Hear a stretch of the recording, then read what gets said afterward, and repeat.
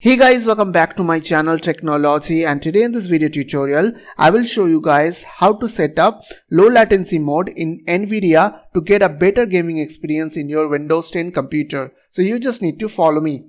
So first of all, you need to right click on your desktop and click on Nvidia control panel.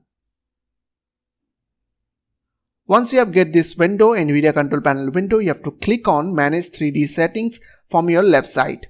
After that, under manage 3D settings, you will get two options over there. One is global settings, another one is program settings.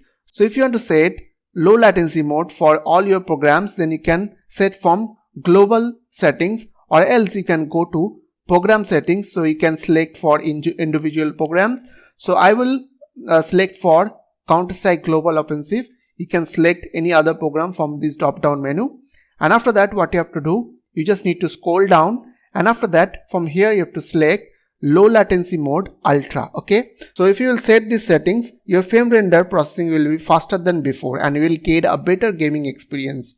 Okay, so after set, you have to click on apply, and after that you are done.